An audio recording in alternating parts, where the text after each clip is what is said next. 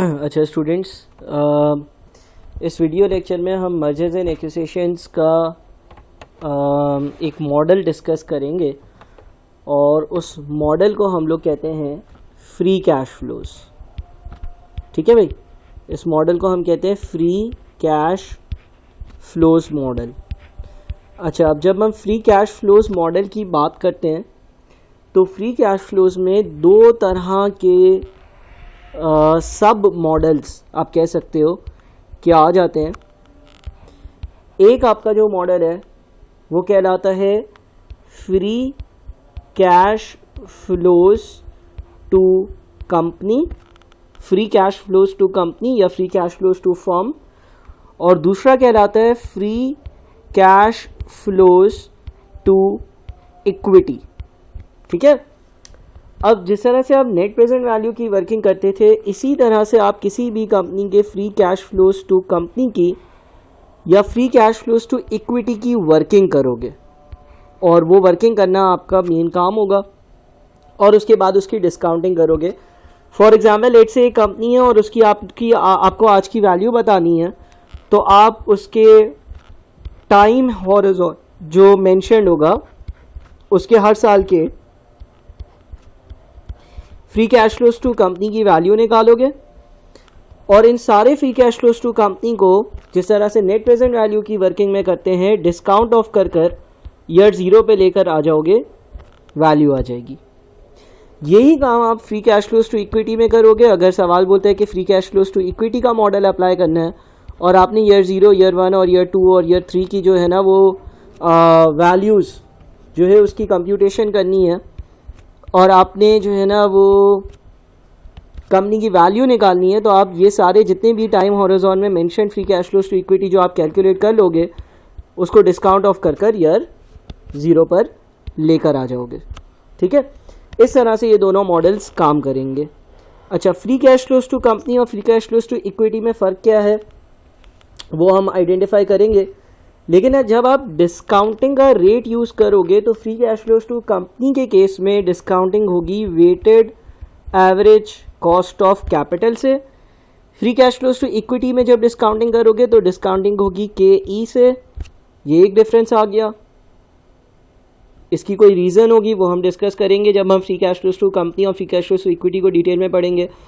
दूसरी बात ये है कि जब आप free cash flows to company calculate करोगे हर साल का और उसकी वैक से डिस्काउंटिंग करोगे, तो आपके पास जो वैल्यू आएगी वो आएगी वैल्यू ऑफ कंपनी। अच्छा, वैल्यू ऑफ कंपनी को आप एसोसिएट कर सकते हो कैपिटल एम्प्लॉयड से, यानी कि ये जो वैल्यू आएगी ना, ये आपके कैपिटल एम्प्लॉयड की वैल्यू आएगी, इक्विटी की वैल्यू नहीं आएगी। इक्विटी की वैल्यू नहीं आएगी। वैल्यू ऑफ कंपनी यानी कि डेट एंड इक्विटी बोथ दोनों की कंबाइंड वैल्यू आएगी इससे। अब अगर आपको सवाल ये बोलता है कि यार इक्विटी की वैल्यू क्या है, तो ये जो वैल्यू ऑफ कंपनी कैलकुलेट करोगे इसमें से वैल्यू ऑफ डेट को सब्ट्रैक्ट करोगे, माइनस करोगे, नेट ऑफ करोगे, तो आपके पास बच जाएगी वैल्यू ऑफ इक्विटी। ठीक है ना, यानी कि आप होगा क्या, मैं वापस से रिपीट करूँ। स्टेप 1, आप सारे free cash flows to company draft करोगे। स्टेप नंबर 2, वैक से उसकी डिस्काउंटिंग करोगे। स्टेप 3, वैल्यू ऑफ कंपनी आ जाएगी।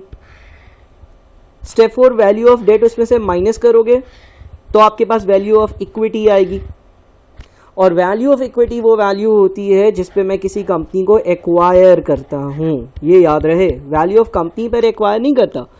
फॉर एग्जाम्पल, एक कंपनी के 500 मिलियन के मार्केट वैल्यू की बेसिस पर समझ लो कि एसेट्स हैं, और कंपनी के पास जो है ना वो 200 मिलियन का डेट है और 300 मिलियन की इक्विटी है। Value of debt is 200, value of equity is 300। तो मैं इस कंपनी को एक्वायर करूंगा तो मैं कितने पे करूंगा सर? 300 मिलियन ना, बिकॉज 500 मिलियन के एसेट कंपनी दे रही है, साथ में 200 मिलियन की लायबिलिटीज़ भी तो दे रही है। तो इसी तरह से जब तुम ये वाला मॉडल यूज़ करोगे तो हमारे पास वैल्यू ऑफ कंपनी आएगी विच इज़ 500 मिलियन की वैल्यू आएगी, उसमें से तुम 200 मिलियन को नेट ऑफ करोगे, फिर जो आंसर बच जाएगा विच इज़ 300, उस पर आप कंपनी को एक्वायर करोगे। अच्छा sir, free cash flows to equity वाले केस में क्या होगा? इस केस में जब आप डिस्काउंटिंग करोगे तो डायरेक्टली आपके पास आंसर आएगा वैल्यू ऑफ इक्विटी का, ठीक है ना। तो यही वो प्राइस होगी जो आप पे करोगे और सामने वाली कंपनी को इस प्राइस पर बाय कर लोगे। ये एक बात हो गई, ठीक है भाई। अब हम आते हैं free cash flows to company जो है उसकी आखिर डेफिनेशन क्या है। तो वैसे तो free cash flows to company जो है ना उसकी बहुत सारी डेफिनेशंस हैं, वैसे तो इसकी बहुत सारी डेफिनेशंस हैं अलग अलग बुक में, और कोई एक फिक्स्ड रूल या मेथड नहीं है, लेकिन जनरली जो मोस्ट एग्रीड डेफिनेशन है उसमें हम एक बात कहते हैं कि भाई ये वो कैश है विच इज़ फ्रीली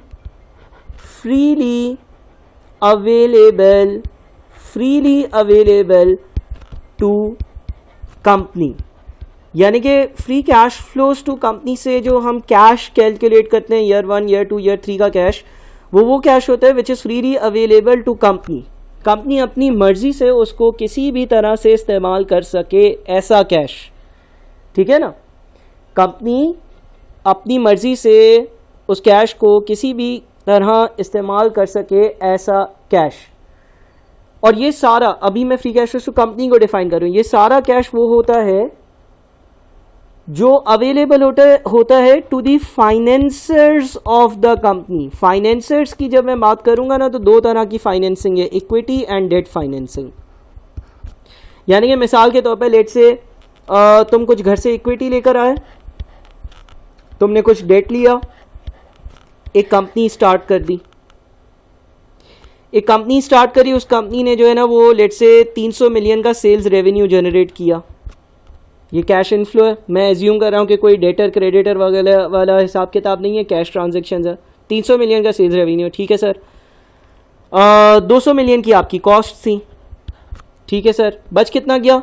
100 मिलियन बच गया सर, ठीक है ना। अच्छा, मैं एज्यूम कर रहा हूँ कि ये कैश पर नहीं है, तो सेल्स रेवेन्यू और कॉस्ट ऑफ सेल्स और जो ये प्रॉफिट आया 100 मिलियन का, इसमें कोई एडजस्टमेंट्स नहीं है, डेटर क्रेडिट की, वर्किंग कैपिटल की एडजस्टमेंट नहीं है जो हम IAS 7 वाले कैश फ्लोज में करते हैं। 100 मिलियन हमारा कैश है, ठीक है भाई। अब जरा बहुत गौर से बात सुनना, 100 मिलियन का कैश था, ठीक है ना। डेट फाइनेंसिंग भी है, इक्विटी फाइनेंसिंग भी है। अमूमन क्या होता है, अमूमन हम एज्यूम कर लेते हैं कि टैक्स जो है ना वो जीरो है, टैक्स को अभी इग्नोर करते हैं, टैक्स है ही नहीं। तो होगा क्या भाई, डेट फाइनेंस जिन्होंने प्रोवाइड करी है उनका शेयर यानी कि इंटरेस्ट माइनस होगा, फिर जो बच जाएगा वो किसको जाएगा? इक्विटी वालों को जाएगा। अच्छा, इस पहली एग्जाम्पल में मैं एज्यूम कर रहा हूं कि टैक्स कोई भी नहीं है और सिर्फ यही ट्रांजैक्शन है। 300 मिलियन का सेल्स रेवेन्यू है कैश पर, 200 मिलियन की एक्सपेंसेस हैं कैश पर, 100 मिलियन कैश बच गया, जो प्रॉफिट है वही हमारा कैश इनफ्लो भी है। 20 मिलियन अमूमन आमतौर पर क्या होता है, डेट होल्डर ले गए, उन्होंने जो है वो डेट दिया था तो इंटरेस्ट लेकर जाएंगे, वो भी एज्यूम कर लो कि कैश पर ही है, और इक्विटी वालों के पास बचा हुआ शेयर आ जाता है जो कि 80 मिलियन है। इस सवाल के हिसाब से free cash flows to company क्या होंगे? Free cash flows to company होंगे 100 मिलियन। क्यों 100 मिलियन होंगे? अगर मैं इक्विटी एंड डेट ओनर्स को एक पार्टी मान लूं तो free cash flows to company की एक डेफिनेशन है, freely available to company which is financers of the company which is equity and debt. यानी कि टोटल इन दोनों के पास मिल मिलाकर कितना पैसा था? 100। उसमें से उन्होंने बांटना है अपने बीच में, 20 डेट होल्डर्स लेकर जा रहे हैं, 80 जो है वो इक्विटी होल्डर्स लेकर जा रहे हैं, ठीक है। लेकिन ये 100 क्या कहलाएगा? ये 100 कहलाएगा free cash flows to company जो इन फाइनेंसर्स के पास मौजूद था, ठीक है ना। तो एक बार जरा इसको आराम से एब्जॉर्ब करें, फिर मैं आगे बढ़ता हूं।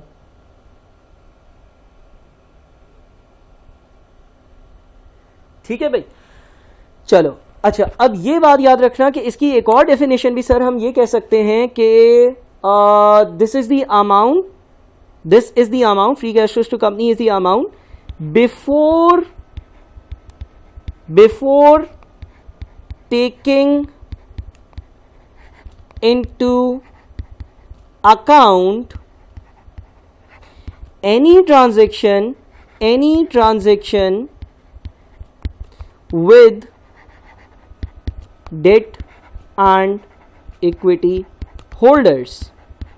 तो क्या गलत होगी डेफिनेशन? नहीं, फिर भी सही होगी। ये 100 मिलियन वो पैसा है जो कंपनी ने अपने ऑपरेशंस से जनरेट कर कर आपके सामने रख दिया, अगर आप कंपनी के फाइनेंसर हो तो, और बोला बांट लो जैसे बांटना है, ये कैश आया है कंपनी के ऑपरेशन से। तो this is the cash before taking into account any transaction with debt and equity holders. Debt holders के साथ कौन सी ट्रांजैक्शन होती है? इंटरेस्ट का पे करना। इक्विटी होल्डर्स के साथ क्या ट्रांजैक्शन होती है? डिविडेंड का पे करना। उससे पहले जो आपने बचा लिया, ठीक है ना? ये एक और डेफिनेशन है इसकी। तो ये 100 मिलियन क्या है? ये free cash flows to company कहलाएगा। अभी मैंने वर्किंग कैपिटल वगैरह की एडजस्टमेंट नहीं करी, बड़े सिंपल सी कुछ चीज़ें रखी हैं। अब बड़ी इंपॉर्टेंट चीज़ जो टीचर्स भी नहीं पढ़ा सकते, ठीक है ना? मतलब कुछ टीचर्स जो रिसर्च करते हैं वो तो पढ़ा देते हैं, कुछ को ये बात पता भी नहीं होती है, और वो बहुत ही इंपॉर्टेंट बात है। अच्छा, मज़े की बात यह कि आईकेप के पेपर में कभी इस तरह से ये चीज़ टेस्ट हुई नहीं है अभी तक, दूसरे बोर्ड्स में ज़रूर हुई है, और अगर हो गई तो आपको मालूम होनी चाहिए। और वो डेफिनेशन का एक बहुत इम्पॉर्टेंट पार्ट है, और वो क्या है भाई? देखो, आप जब एक बिजनेस चलाते हो ना, तो आप बहुत सारे कैपेक्स इनकर करते हो। कैपेक्स का मतलब कैपिटल एक्सपेंडिचर। आप जब कोई बिजनेस करते हो, आप बहुत सारे कैपेक्स इनकर करते हो। कैपेक्स का मतलब कैपिटल एक्सपेंडिचर। इन कैपिटल एक्सपेंडिचर्स की free cash flows to company और free cash flows to equity और फ्री कैश फ्लोज की कहानी ये कहती है कि दो हिस्से होते हैं या दो तरह के कैपेक्स होते हैं, ठीक है ना? IAS 7 के हिसाब से कोई डिस्टिंक्शन नहीं है। IAS 7 में क्या होता है? IAS 7 में आपने प्रॉपर्टी प्लांट एंड इक्विपमेंट खरीदा, उसके लिए कैश पे किया होगा, माइनस कर दो। आपने कोई मोटर व्हीकल खरीदी, कैश पे किया होगा, माइनस कर दो। IAS 7 में तो ऐसे ही चलता है ना। IAS 7 में तो आपने कैपेक्स इनकर किया, उसके लिए कैश पे किया, कैश माइनस कर दो, ऐसा है ना? Free cash flows to company में ऐसा नहीं है। Free cash flows to company, याद रहे, ये कहता था, अगर हम इसकी पहली डेफिनेशन पर जाएं तो पहली डेफिनेशन में वो ये कहता था फ्रीली अवेलेबल टू कंपनी या फाइनेंसर्स या इक्विटी और डेट होल्डर्स। यानी कि वो पैसा भाई जो तुम अपनी मर्जी से जहां इस्तेमाल करना चाहते कर लेते, वो फ्री कैश फ्लोज कहलाता है। तो ये कहते हैं कैपेक्स दो तरह के होते हैं जो कंपनीज इनकर करती हैं, और उन दो तरह में से एक कैपेक्स वो होता है विच इज नेसेसरी या विच इज अनएवॉइडेबल।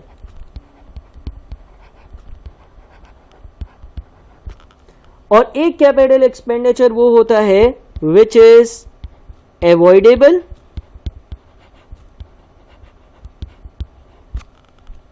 जो आप अवॉइड कर सकते थे, जो अननेसेसरी है, ठीक है ना?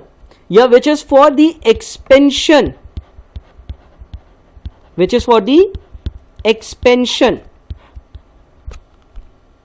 अब ये क्या हो गया सर?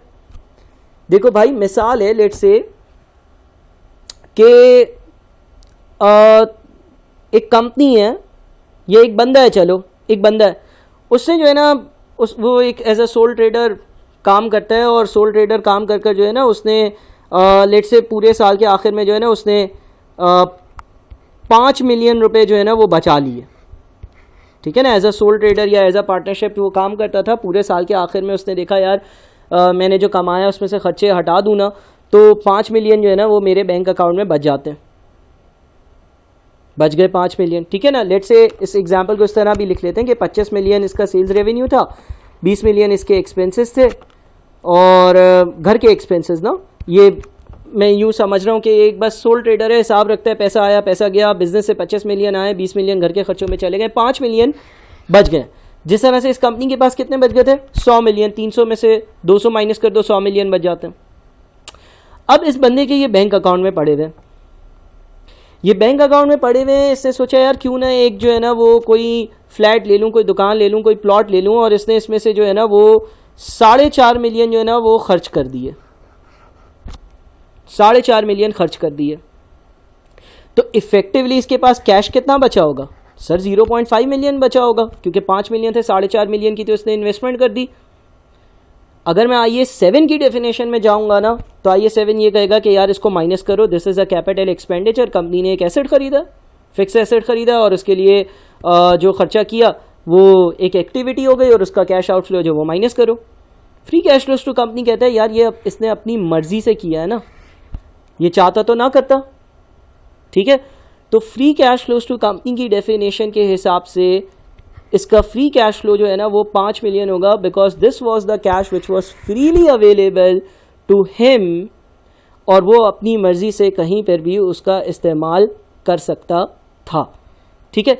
इसी तरह से कंपनी की सूरत हाल है, अगर फॉर एग्जांपल कोई सवाल ये बोल दे कि यार कंपनी ने जो है ना वो 10 मिलियन रुपए का कैपिटल एक्सपेंडिचर किया, 10 मिलियन में से 8 मिलियन जो था ना वो तो एवॉइडेबल था। एवॉइडेबल इस सेंस में था कि वो चाहता ना तो वो इसको एवॉइड कर सकता था, इसने एक्सपेंशन के लिए किया, इसने नई फैक्ट्री ले ली, नहीं लेता तो भी काम चल रहा होता। 2 मिलियन वो खर्चा था जो नेसेसरी था, जो अनएवॉइडेबल था, जो इसने इसलिए किया कि उसकी रिपेयर या मेंटेनेंस करवानी थी, या कोई ऐसी मशीन खरीदनी थी जो पिछली मशीन को रिप्लेस कर रही है, जिसकी बगैर फैक्ट्री का चलना नामुमकिन था। ये तुम माइनस करोगे, because this was necessary to maintain your existing position. तुम्हारे बिजनेस की करंट कंडीशन को मेंटेन करने के लिए, ऑपरेशंस को मेंटेन करने के लिए, बिजनेस को चलाने के लिए ये 2 मिलियन जो है ना ये बड़ा ज़रूरी था, ठीक है ना। ये तो तुम अवॉइड ही नहीं कर सकते थे, अनअवॉइडेबल था, लेकिन ये 8 मिलियन जो है ये अवॉइडेबल था। एज पर IE7 तुम दोनों माइनस करोगे, लेकिन as per free cash flows to company model this 2 million is necessary और अनअवॉइडेबल, ये माइनस करोगे, अवॉइडेबल्स को माइनस नहीं करोगे, ठीक है। तो होपफुली ये बात याद रहेगी, और इसकी लॉजिक भी है कि ये वो पैसा है जो फ्रीली अवेलेबल है फाइनेंसर्स ऑफ द इक्विटी के पास। अगर इन दोनों को मैं एक यूनिट ट्रीट कर लूँ तो इनके पास 100 मिलियन रुपए ऑपरेशन से जनरेट हुए थे, ऑल्दो इन्होंने 10 मिलियन रुपए उड़ा दिए हैं, लेकिन 90 मिलियन जो है ना इनका फ्री कैश फ्लोज नहीं कहलाएगा, बल्कि मैं ये कहूँगा कि यार 100 मिलियन इनके पास थे और 2 मिलियन इनको उड़ाने ही थे लाजमन। 98 का ये फैसला खुद अपनी मर्जी से कर सकते हैं, तो 98 is the free cash flows to company, ठीक है भाई। अच्छा, अब अगली वीडियो में ज़रा इसकी एग्जांपल देखते हैं, थोड़ी सी हम कंप्यूटेशंस करते हैं बेसिक सी, और फिर एडवांस्ड कंप्यूटेशंस पर चलेंगे।